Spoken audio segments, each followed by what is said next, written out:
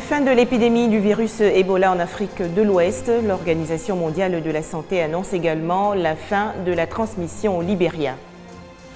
Joli coup de filet des services de sécurité ivoiriens, des fumoirs ont été démantelés, de la drogue saisie et plusieurs personnes interpellées dans la commune de Cocody. Enfin, l'affaire Volkswagen, les États-Unis rejettent le plan de mesures techniques présenté par la firme allemande. Bonsoir à tous et bienvenue dans ce journal. Le Libéria, désormais libéré du virus Ebola.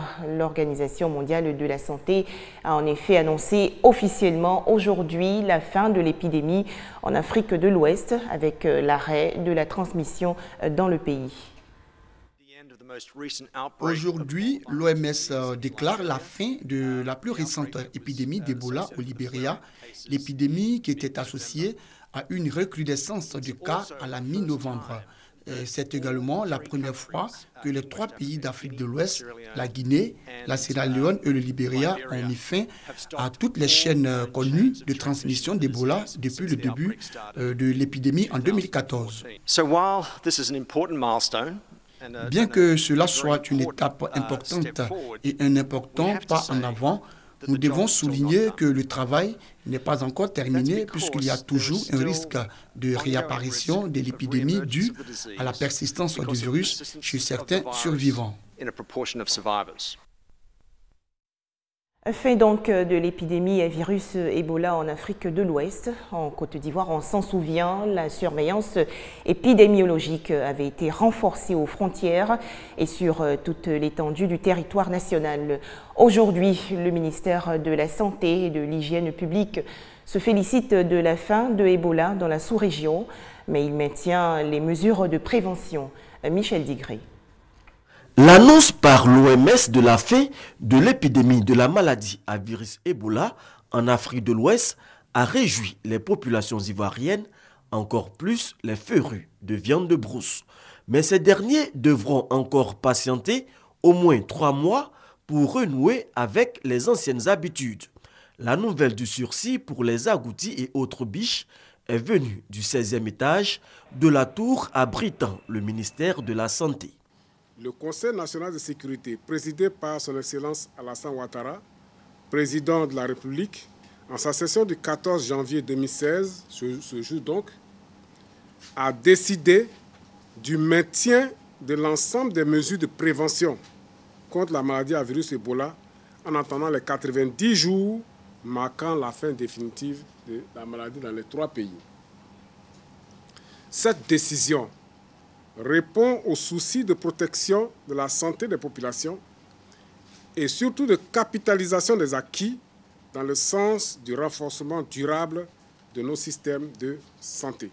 Face à la menace que représentait la maladie à virus Ebola, le gouvernement ivoirien a pris depuis 2013 plusieurs mesures préventives dont l'interdiction de la consommation de viande de brousse. Des mesures qui ont permis au pays d'être épargné par l'épidémie qui a secoué la Guinée et le Libéria, 2 pays ayant des frontières communes avec la Côte d'Ivoire. Ebola, une maladie grave et souvent mortelle. Elle est apparue pour la première fois en 1976 en République démocratique du Congo. Comment l'être humain est-il infecté par le virus? Quels sont les signes et symptômes typiques de l'infection? Existe-t-il un traitement? On en parle avec Gabriel Zani.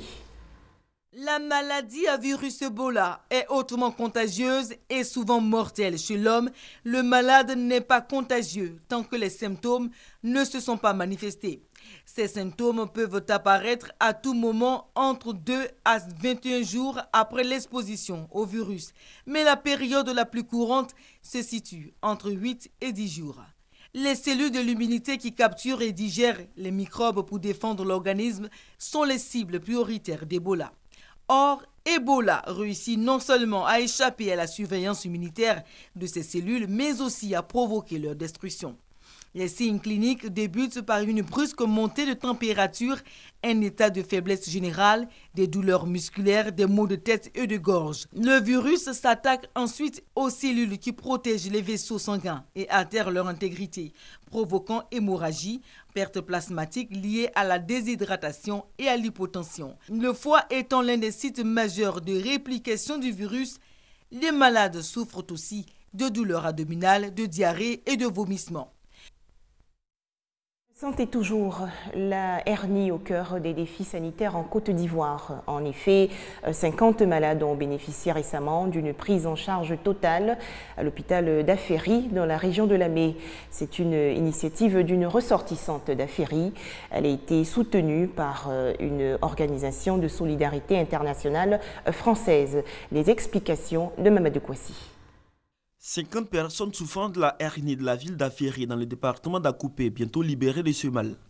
Elles bénéficient d'une prise en charge totale et gratuite pour une intervention chirurgicale à Abidjan grâce à Dominique Bosso-Fontaine, fille de la région. En plus de cette prise en charge, elle a également fait des dons de médicaments de première nécessité ainsi que des splits au centre de santé urbain de la ville d'Aféry, du matériel destiné aux salles d'accouchement et d'hospitalisation ainsi que le bureau du médecin-chef. Pour la donatrice, cette action sociale s'inscrit dans une logique de lutte contre la pauvreté entreprise par le gouvernement. Dominique Bosso-Fontaine entend poursuivre ses initiatives, le bien-être de ses parents. Pour cette œuvre sociale, la donatrice vivant en France a reçu le soutien de l'association Loi Diaspora Développement Durable de France, une structure dirigée par l'Ivoirien Patrice Kanté, engagée depuis des années dans l'assistance sociale. Les bénéficiaires ont exprimé leur gratitude à la donatrice et à ses partenaires. Le sous-préfet d'Aféry a traduit sa satisfaction de voir les enfants de sa localité assister leurs parents.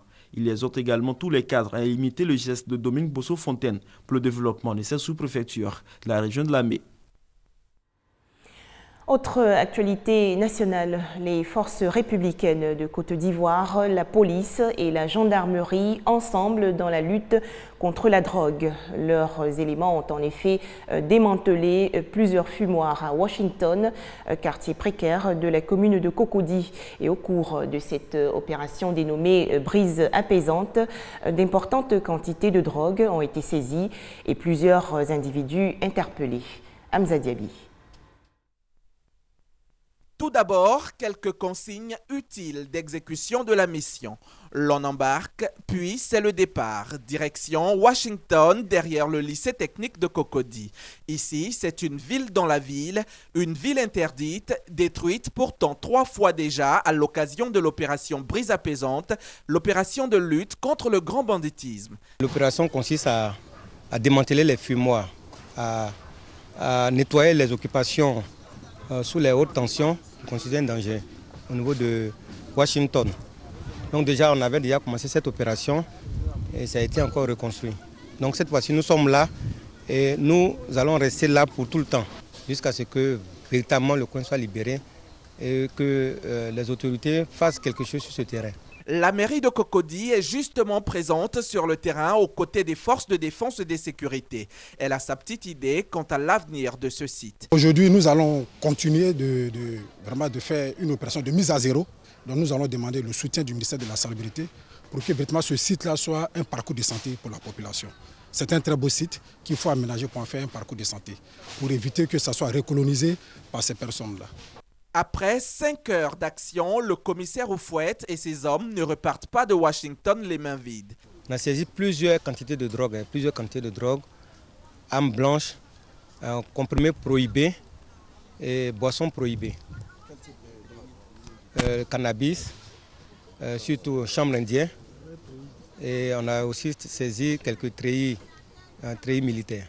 Le vent de la brise apaisante a donc soufflé ce jeudi sur le quartier. On n'a pas eu quoi faire, on est ici. Sinon, si on a l'argent, on va dormir ici. On va dormir dans le ghetto. On n'a pas les moyens quand on est dans le ghetto. Mais ça, vous êtes Dieu qui a vous payé. C'est pas normal qu'on est ici, mais comme depuis qu'on est ici il y a longtemps, nous on était en bas là-bas, donc ils ont cassé. On n'a pas un coin pour partir. Donc, nous on a construit ici pour se défendre. Je ne suis pas en sécurité, mais je sais comment. Vaut mieux être quelque part où il y a l'homme qu'aller me coucher sur un trottoir. Les drogués, ils nous volent, ils font les trucs, mais on fait avec. On fait comment? La dernière opération de destruction de ce même site a eu lieu mi-novembre 2015. La nature ayant horreur du vide, si l'espace n'est pas très vite occupé, il faudra renvoyer ces hommes ici pour encore déguerpir et démanteler des fumoirs. Un petit tour à présent dans le sud-ouest du pays, précisément à San Pedro. Un gros désordre affecte cette ville.